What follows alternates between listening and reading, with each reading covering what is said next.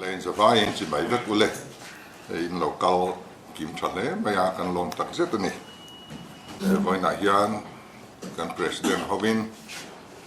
party lama cần Khawpui tele सरकार lama cần Khawpui minister tene cần hành ti hoa này tụi cần xin na hiện in bị bôi mọc xóm lệ pakhat cần mua kan mu du tak te ro chu campaignin an lo bo loma prime minister Paul Ramazin de ni min khan aron thleng sawa voina dar som panivela airport thena tru sia chu ma chuanin in hun minan siam sakrama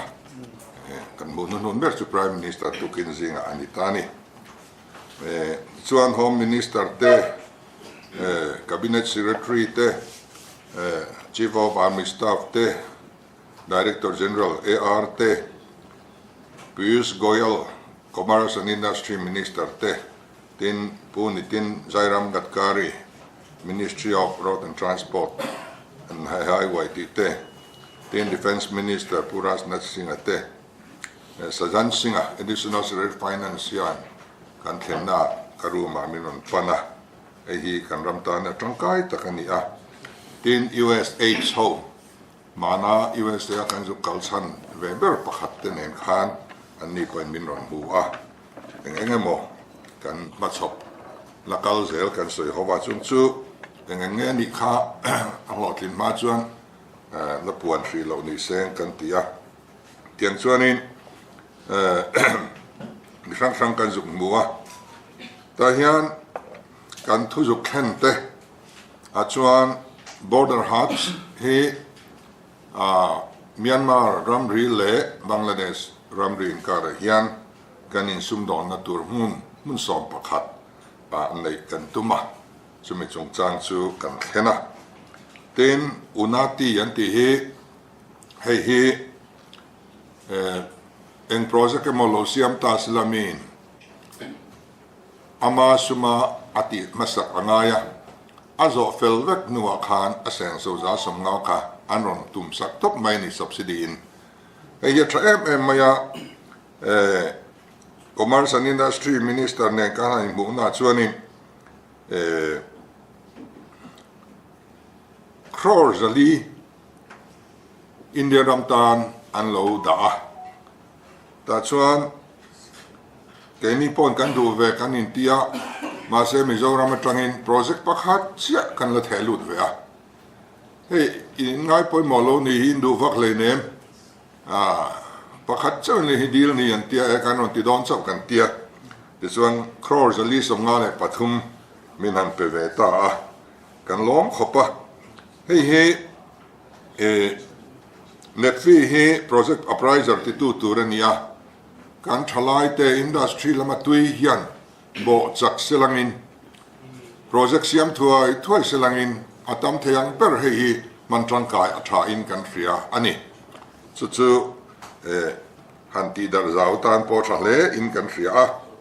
tin tu na yan kan NHIDCL executive director hi soldon Hnai to chu bang chuan IO executive director thar min peturin minister nena kan nge na tin ami mot minister nena kan thu thlen hi tun ma kan la thlen ngai mi lo ania Mizoram kan kong atsiat ma zia hi enge chan kan ti chuan conventional systemin kan la kala bituminous pavement kan la manawang hian tuiang am silowa thala reilo sia working season atlem sia chuwangin alkarramanga pavement siam hi minti top sakru hei aya hianin rigid pavement kan duani hei hi Mizoram kong lai tu zong zongin BR1 niamo NHIDC lan niamo step PWD niamo concrete hemi rigid pavement kan ti cement manga ti vek ni to selangin ti chuan furtluanin na kan thok thei tonga atlo zoka a repair tur awanga atak taka chuan atlom zoka ni kan tiamang tokin kan han soya min pom sak viavin kan fia chu kan lom na ania tuna tang hi chuanin tuna kan han soita ang hi anon walk out ana rigid pavement lir hian kan rama na kan thok thei to kan be sia amaro chu ngai tua natura han thelu tir chau kan nia engtiang nge takta kan man theiang kan felo ani ten chu lo le chuanin pu gatkaria ho hian India marchak state zong zongin highway review meeting kan nia ta chuan ein chokin kan tia mi som ni pakhat tho tang kha kan hunata nam ruat ania ma sengin kaman don lo atuk le min lo ti sakram te ka juk tia atu le tlaidar na min da sakta ta chuan kan chief secretary hovin le kan secretary dang te eng mo sa kan suk tha meeting a hian kan juk kal ve ta chuan kan boi pui ber vai reng te tru sai rang in kar chumi kong forest clearance kan mu thailo wanga lai thailo om reng kan lan owner eng mo zat ina poisa an nga mek kong zo te hial pon han soi thok thin anga kha kan thei to pin kan bo zui zela meeting a hianin thilom zia kan soi fi Supreme Court in kan chief secretary nena chin feldan kong engemo a solution muturin anon ti top maya ti chuan chief secretary hawa meeting ten neya kan kalmain heta ke ma hawin meeting kan neya ta chuan a solution ni tura kan handap hian kong dang kan mu theilowa forest in kan ramani an tia adiktat boxia tin ram nei tu ten thu nei tu tena pas mu mal tak an pe ka nei kan ni chia po kan pezel valid pas kan nei ni an tia adik boxia chu so ban chuan minister ne na khan ka meeting a khan apani ni hian pomang forest ramani ti kan pomanga tin hemi te sa thianin mani raman nei ni ti kan pom bokanga pom sak ve la ti chuan an pani hian zang dop damin pek sak mai ro kan in ti ta team tak chung lein thiam lo tak chungin hei kan soi ni achan chu India rama hian two entities mi pani mun nia NHID selling compensation an la pengai lo reng athiang lo ni forest an pek chuan land owners an peturen tolo ram nei tu ten pek chuan forest an peturen ni lo kha khani andan kalin apania min pek sak mai lo chuan kong kan lai thei don lo ve kan tia chu kan in nor chuak ta rama ti chuan in NPV atan net present value forest lam chan tur hi vai mel cha Sawnchhuah vel ani tin ram nei tu te chan tur hi vai mel cha za som vai mel cha sang kan le za vel ani tani chu min pek sak ve dona kan lom le ni hei hi tren khat chuan thil om theilo angan ngai ne ke ni pon kan an zo thina India rama he tiang an ti voi khatna ni an ti ve pathian tron puina kan dong na sa le ni ten sanctuary na thok te hi mi rualin lomman hi an mu thei mia lomaya a chan chu installment te in anon ti thina central hianin chu alo thleng tlai sia aboi thla em maya kum khada installment nia min siam sak to ro 50-50 in tren ula chu ti lo chu aboi thla nor sia haya kan tia mi rualin lon la thailo fowa central inan lon lo pek lo point kan sum ina da chuan kan sum in kan lo pek ma sak chang te oma an rule le khan aboi thla ka an lo mania tlem sia a hunan don lo chuan an bo em thina chu second installment two installment mi ti sak an rem ti tun mai ta na kan har san na phuruk turin second installment noi za som nga le pani minan sanction sak ngal bok ani ten defense minister ne na hianin kan ram kong pui zong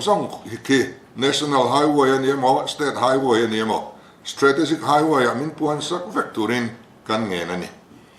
achan chu BRO in an like te NHIDC in an like te PWD in kan like te hi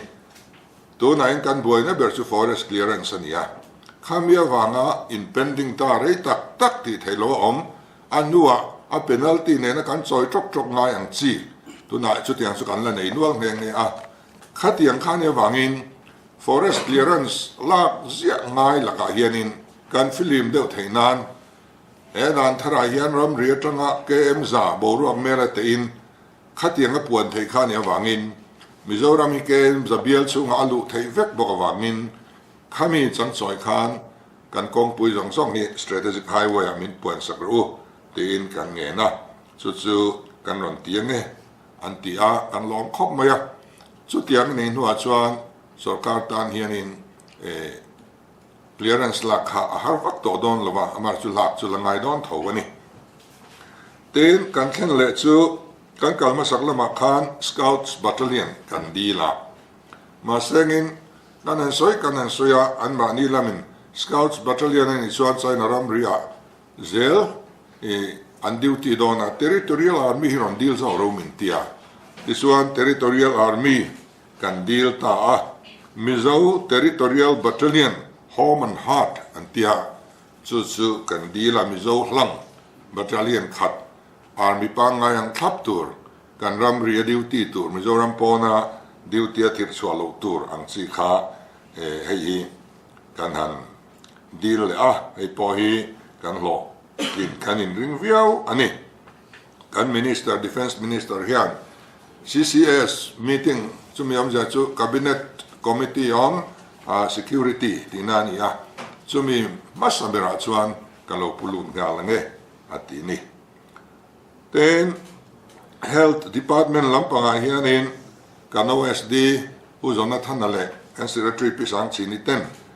meeting na te anwakala te top anwa chuana azara Kolosipa nursing school kan nei khu nursing college a minhlan kai sakdona aro pui kan ti khop maya chutan chuan vai bel che sari minda sak ngal bok ani ten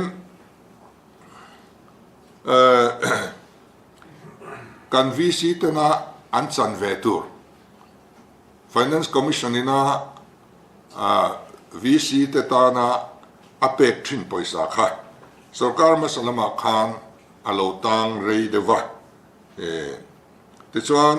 sang ni le somni pathum thlin chin chau kha an lo la pe a chut wang chuanin kan VC te hian khotin hian an don tur ang hi an la dong lo na sa sang ni somni pathum somni pali zong zong hian la dong lo fai vekani a chan chu amalama UC ten pek thailo na khanin adal tlata chu wang chuanin an don tur kha an dong thailo wa hei hi sang ni somni le pani somni le pathum an don tur hi bible se samthum panga ei kan han nok chuak boka hemi an pek thei chuanin anulama chuanin kan ol sam sop dona heta hian kan accounts and treasury director pima dongite an tangkai maya alom om hle ni hemi ko ngai hian ati chiale ati thate na oma ati thaber chu Gujarat ania anti thatna number za chu singni sang sari zasari somrup pali ania Mizoram chu zani somni pali ni kan hanin thau zia chu vengana khati chung khan poisa chuminan pevele ta thowa tei tok kan chu angai ani tichuan Amit Shah hi kan home minister hi nizana khan kan in wa ta chuan kan han holding chungchang te kan soya in kan chief secretary hi karle athian achol to dona ai o hian pu vumlun mang tuna defense ministry secretary nilai khu civil aviation nilai khu kan han dila kan MP po hianin thei top lo chua zela ani khu India ramin India sarkarin secretary nei zinga thaber te zinga miania an ui maya subang chuan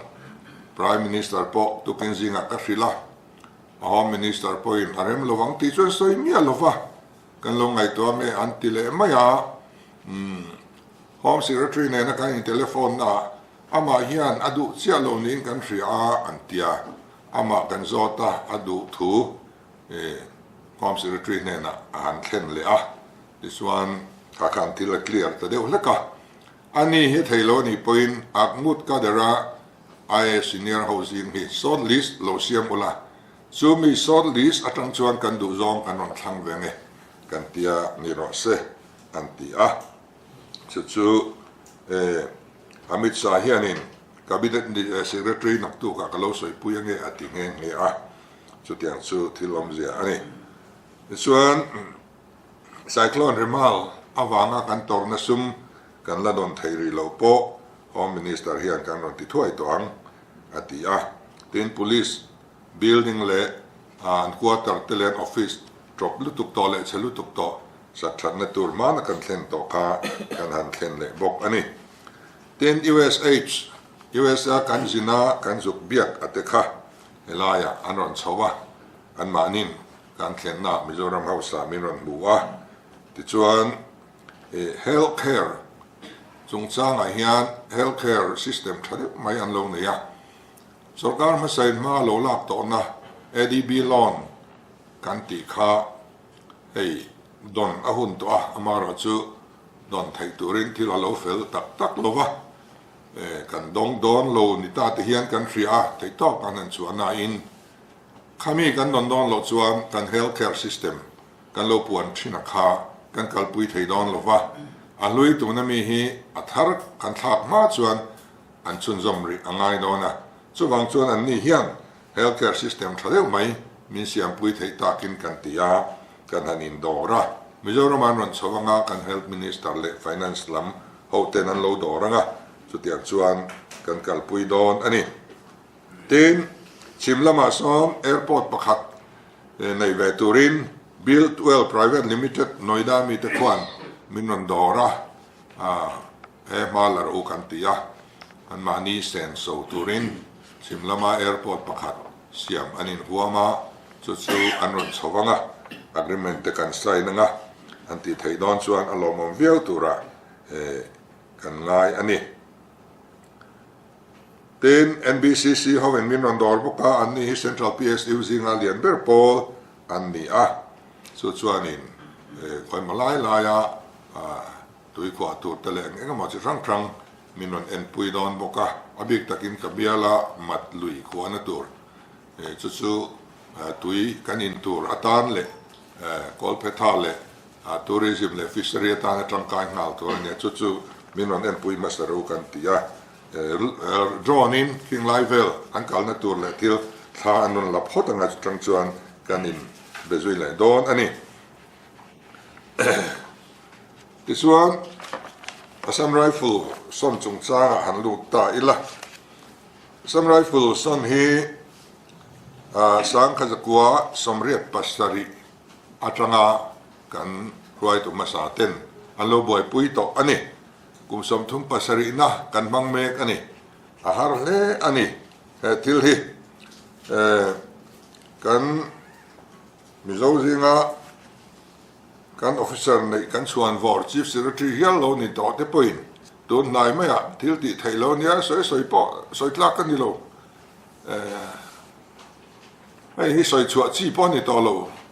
soi tlak po ni to lo ti hiala min be don pui na thil ani amaro chu pathian zara kan han sarkar ve chowa ta chuan kan han ena ni thlathum sang ni som ni pakata khan sarkar kal ta MNF sarkar nen khan draft MOA an lo ziak to chu nithum thali sang ni le som ni pathuma khan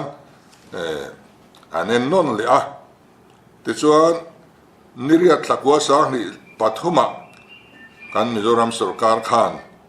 draft tur chu an duang vele ti chuan keini lam duan awma Assam rifle lam duan awma eng ma soi fel thei ni lovin chu tiang chuan in karbet ve in kan sarkar thleng khan thilam ta ni ma son na awm ta lova chumian ya wang chuan kan han sarkar tira Delhi kan kalkhan Prime Minister le Home Minister nena kasoya chu kan ho tu te po ka fil ngai lo press a po kan soi ngai lo til lo cham le the nia wangin kan film kur viawa ti chuan Home Minister Khan arang thayang bera anin sondan kan ngai tu ngai atita ti chuan in kan in nor chhota a khatiang ania wang khanin meeting joint meeting kha July kha khan ka kowani hela hianin ta chuan stakeholder song an local kim veka samrai fulba ka department sang ta po chuan kan in rem theilowa a meeting a ka chuan kan in nial titia an ni lam du dan oma ke ni lam du dan ani a om boka hetianga meeting a official ta kan soi chuan eng ti khotika ma kan soi feldon lo a ti kha ngai dan kan nei ta a chuan Delhi kan zo kal le khan Chief of Army Staff Khan in breakfast aya min soma ani nen chuan kan soi do na chuta chuan tuna kan DC Lieutenant General Vikas Lakhera hi Mizoram rifle some rifle DC alani lo na in ni tura ngai ani to a chu General Khan lo som tel ve a ta tang chuan kan DC nen hian kan in mel hriat tana chuta kan thu chu official meeting a chuan I soi to lawang personal level a kan pani hian soi feli tu mang kan ti ta a ti chuan personal level in kan indoor tangat ngata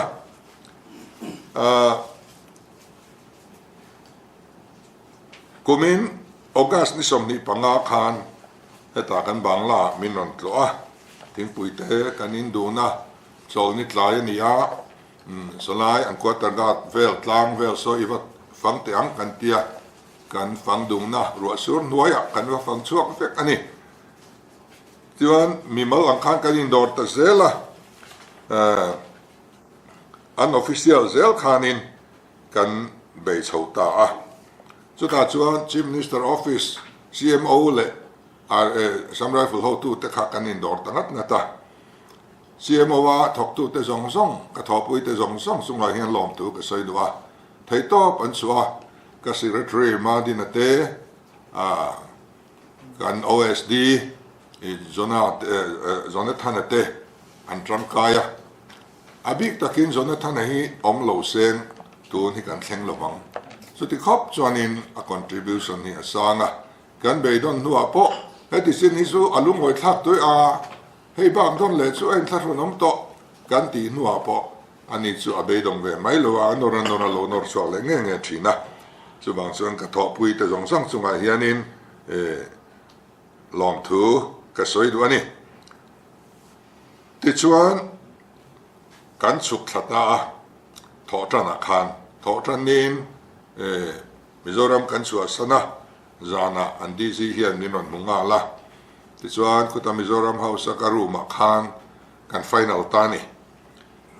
ti chuan kan final to chuanin sign vatila athang a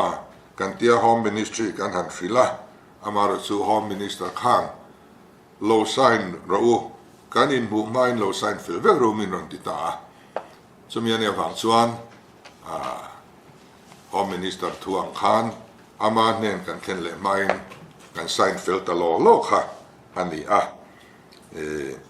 emi chungchanga ya midang anin rol ve kan khelova ke ni chuan tin tunaya kan ruai tu te singa Home Minister te po lo lo soi pui ve an ma ni soi chu ani ang deuh hiala ngai thei thil te po om nin kan fria ma ro chu Home Minister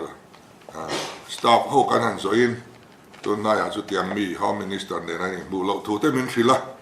chu wang chuanin tu thang satlia te kan ron ngai ta ni ti chuan ni som ni palizan khan kan sign ta a Mizoram House conference room a heta hianin som ni pathum jok ni mo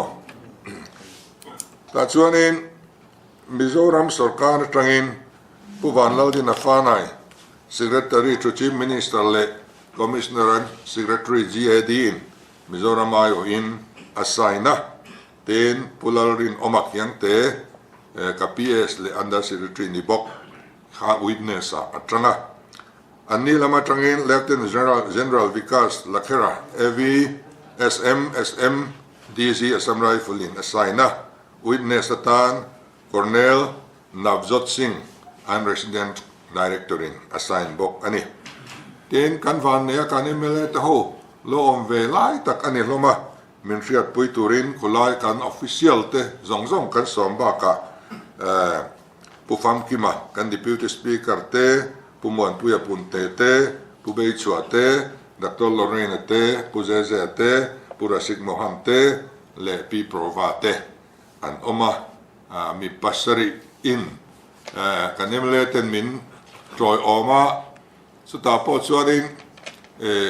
คอนเกรสดีเราสุขันกินสักอันนี้ให้เยอะลงเละจวนนะอันนี้ที่ชวนเองห้องมินิสเตอร์หนึ่งกันฮันนี่มูซุยคานให้ฮีที่ยังกันโลไซน์อันนี้ตาอารมณ์นั่นไหนละอันกวดรัดกดตักเนี่ยส่วนหนึ่งเงี้ยเสลังจู่ๆมินมันปุยเลยฮาวินให้มีอินทานะกันเฟร์เวลเตปอนี่เวงอิมันหุ่นมินันสิลังอินเราคุยได้เป็นกันติดอนเนี่ยกันเตียอันนี้ชวนเดซบาร์จกการนี่น่าอิตุมพัตังอัตยาสุดที่ตัวชวนกันหันอินทามารอชวนนี่อันบัวยันสยังเฮียนันอมโลเละชีนะกันสวยหวยงอมฟักโลสวยดานเนี่ยเราจะกันสวยชงอันนี้จู่บักจู่หันหวยดูตัวหันสวยเฮียฮาร์ชีนะดิจวนกันอินเริ่มนัทุกลุงนี่นักกุมเอเบริลนี่ขัดจังหวะปันจันตัวนี่ติงนักกุมเอเบริลนี่ขัดกันติจวนที่ตัวกันละงะครบไหมตอนนี้ที่นั้นตัวน่ะอันกงปุยในไล่เตสสุรการมาสักขันอันนัวยโลในตัวตะกัลนตุรินอาเฮลนตุรันโลเสียมสักกัลไงน่าอมลวะอักเรตเชียดบ้ากะอันกงเสียละซะอันโจนิมปุยนักกัลเลยเทลวะตัวนั้นส่วนกัลไงน่าเมียต่อโลเนี่ยโซกันฟาร์มเมอร์ที่ยันอันดูโลนี่โซกงโซอาการะโซนินกงดังอีไลไม่ยังกันเดีย joint inspection ปอกันวันนี้อามาเราจู่อันเม็กซินบุลอากัลเลยสิยะอันเม็กซินขัดสุฟาลเรดาทุรันเนี่ยที่ไงน่าเราอมเลยละต่อปัจจุบันกงปุยโซอินโทรมังกันติตานี่กงปุยกันอินโทรมังฮะอาเซียมทัดที่มิโซรัมสกัดอินตุมุละที่ช่วยสลายเฟตูร์เฮาซงรำในตัวโซไอเดนติกัดกันไปก็กันอินมันโทรไม่โดนเนี่ยกันติตาส่งแต่ชุดหน้าเรามันนี่เต็นทานปลีซอนตูร์อารมณ์ปกะเต็น water connection เต power connection เตข้างเนื้อค่ะที่ตัวอะไรออกมา building ละไปเราแต่ตัวนั้นส่วนอันหลวงฮาร์วามินอันสักว่าสักเท่า building แต่ค่ะอันหลวงไม่เชียนี่เลยนี่อันเฉลี่ยเดียววัดต่อไม่นี่ถึงขัดจุข้ามีในวังคารจงลองส่องจุหันตีนานนักกรมเอพริลทั้งอินอันนี้ละมินันตีตัวออกมาแค่นี้ละมินกันตีตัวออกมาจู่กันอินไปเทียงนักกรมเอพริลจวนกันตีจู่วังจวนนักกรมเอพริลนิสมนิปักขัดอันนี้ละนักกุมเอพริลจังจันตูรินกันติตานี่จู่จังเชียระทัดทุ่มชุงอิน agreement effective date จังทัดทุ่มชุงอินแห้งอันสวสันตูรอันนี้ปักขันนาจวนจิตเอเรียไอ้เฮอาคารสมรูปปนิพอยน์ปริยัตจาวนี่ปนินาจวน church areaไอ้ฮี0.63 acres นี่ปัทุมนาบาบุตลัง0.453 acres นี่ให้มีปัทุมฮีปัทุมสูงอินอันสวสันโดนอันนี้ทีนเอพริลสังนิสมนิปังอันสวสันตูเตแห่งเทียนี่ปะขันนาลามบัวอาจาวลำอาคารสมนิปังปอยน์ปะกัวปลีอดังเลสุล็อกเฮาส์ปอยน์ปะขัดอันนั้นละปะขัดปอยน์ปะขัด 1.1 อาคารอันนี้เลย chuan Quarterguard Hill Complex so 14.5 acres ani somi kan hanin nor chhuak tur chu kan trang khop mai eng ting lai ma chu asaran tum lo ania lock house te hi amalam draft jong jong an chan tur da vek khani so wang chuan tun malama kan sarkar te ne nan lo in dor na pia lama khan thian zara hei kan nor chho thaya alom om khop maya so lai vana po hol han thira alang sa lai ber man la lu tat su chuani om zia hi nei don in kan threlova so kan in nor chok ta nge a ten school area ani le a school area here hi akhar khata zau ani a war memorial le mandir hei hi 0.78 acres ani chu an chu san tur chu ani ta a ti chuan kan in kara lai chin na thra om seng kan du a tuna second AR kan nei te hi reallocate tur ani dona nakum April tlama in Mizoram an chu san don ani ti chuan an aya midang an ron da dona reallocation hi ti tur ani a Mizoram lim taka an chu san kan du saka cái ni point thataka kan thaliam theina turin kan in kara in hriat tiam nom zel se kan du tak mewani ti kha kan soi lang du a tin kan di si hi fel khop maya i an operational guideline en fia thazo ka kalpui an tum me ka engamotia hatu nai thil lo thleng le khatiang chi kha ong to lo na turin an ni point nasale zualin operational guideline te en fia an tumani ten biak in area hi thang om ne wa khan zpm in an party officer ta na hual fel to ti deu chia khani a amara cha sarkar ma sa khan dan alo siama da Mizoram restriction of use of transfer land act 2022 hin lo siam diam toni an chua ma in he dan in lo siam vek maya a thap lo na po ka khelem lo ma ro chu khati lai khan eng chin hinge an chua sana eng chin hinge nen la retain tur pol la hiat mi alova chu van chuan ada na lampang kha an lo siam ma sa a chu sang ile som ni pathum khan an amen le ni eta hian section 3 kan en chuan Assam Rifleina an chua san tur mun ma aram leilung le building omni chuan building asunga bungra zong ne engkim awa in movable le immovable property zong ne Mizoram sarkar ta niang tiani tani chu tiani chuan sarkar ma sa ten sang ni le som ni le pathum khan church area kan ti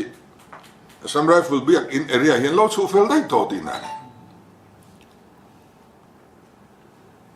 tuen nge biak in ni su kan ti chuan sarkar ma sa khani an chu fel der mai he sarkar ta ani fekang ti ni top mai amai ro chu dan chu siam that theya enin kha dan ka kan siam thatura ka ngaya kan siam thanga biak in ram chung changa hian tun mai in thu del kilte nge lo om a document te kan en chiang nga danang thapin